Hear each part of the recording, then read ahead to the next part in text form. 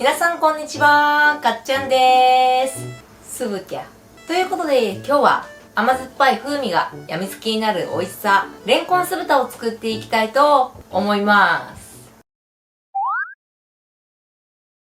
それでは早速作っていきましょう。材料は豚こま切り肉 200g、レンコン 150g、玉ねぎ4分の1個 50g、その他細かい調味料や材料は動画の概要欄にも記載してあるので、そちら参考に作ってみてください。レンコン 150g の皮を剥き、4等分の大きさに切ったら 5mm 厚さに切ります。今回大きめのレンコンを使っているので、イチョウ切りの形にしています。もし小さめのレンコンを使う場合は、半月切りにして大きさ調節しながら作ってみてください。切り終えたら5分ほど酢水にさらしてアク抜きします。玉ねぎ4分の1個 50g の皮を剥き、一口大に乱切りします。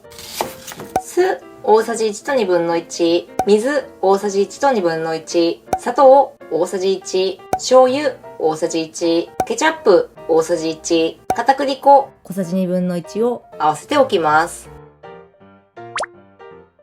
豚こま切れ肉 200g に塩を振り、豚肉を一口大の食べやすい大きさに手でちぎって、軽く握って豚肉をまとめたら、表面に片栗粉をまぶします。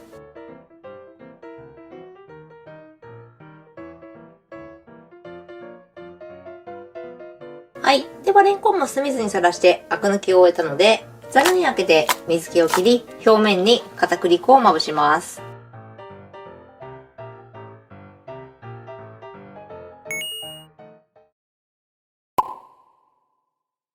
レンコン、豚肉に片栗粉をまぶしたら、フライパンに油をひいて、中火で熱します。はい。ではフライパンと油が温まったら、片栗粉をまぶしたレンコン、豚肉を並べ入れます。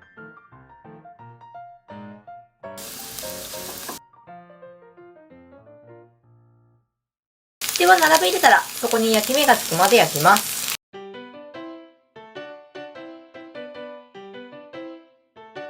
では焼き目がついたら、裏表を返します。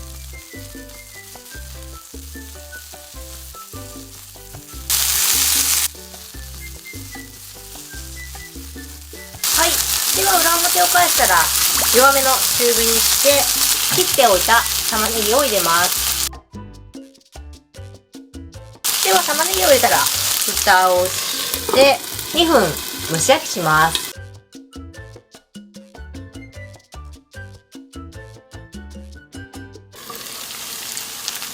はい。では2分蒸し焼きしたら、全体をさっと混ぜて食材を合わせ、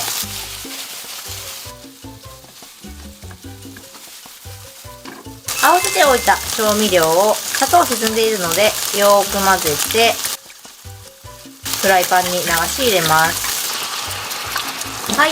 では調味料を入れたら食材に絡めつつとろみがついてくるまで加熱します。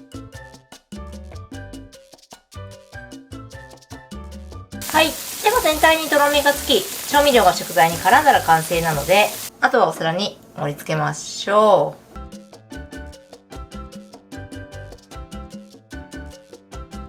う。OK。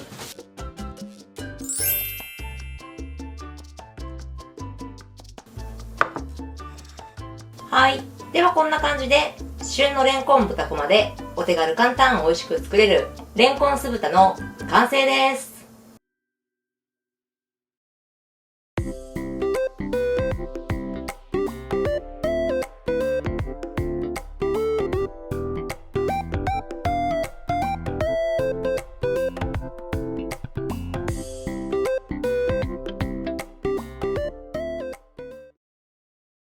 はい。じゃあ今こんな感じにできました。はい。では今回はお手軽に買える豚こま肉とレンコンを合わせて甘酸っぱい味付けがやみつきになる美味しさ、レンコン酢豚を作ってみました。それでは本日は強炭酸水で乾杯。乾杯。く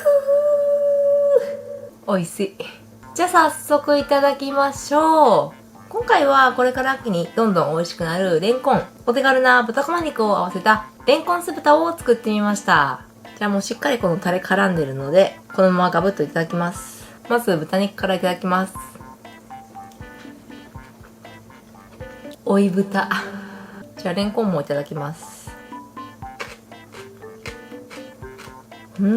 丸く形を整え、食べ応えのありつつ、しっとり柔らか、ジューシーな豚こま肉に、シャキッシャキッとしたレンコン、甘酢だれの風味がとても美味しいレシピになってます。で豚肉には片栗粉をまぶして焼くことによって、保湿力が上がり、安価に買える豚こま肉でもしっとり柔らかに仕上がりつつ、最後に絡めた調味料が豚肉によく絡んで、とても美味しく食べられます。でレンコンにも片栗粉をまぶして焼くことによってよく調味料が絡み美味しく食べられます。で加熱する際も豚肉とレンコンを入れて焼き返したら蓋をして蒸し焼きすることによって火が通りつつも程よくこのレンコンのシャキッとした食感も残り美味しく食べられます。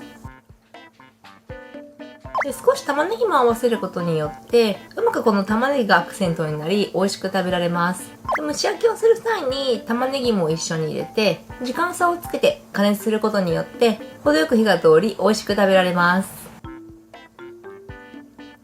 で味付けの調味料には酢や砂糖醤油にケチャップを合わせることによって自宅にあるような調味料で酢豚風の味付けをお手軽に作ることができます。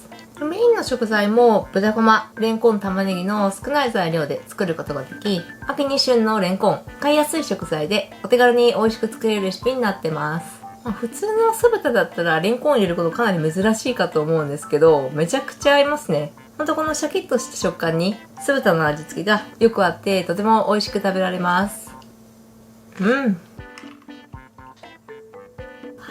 ということで今日は豚こまとレンコンでお手軽簡単美味しく作れるレンコン酢豚を作ってみた動画でした。しっとり柔らかジューシーな豚肉にシャキッとしたレンコンがよくあったとても美味しいレシピになってます。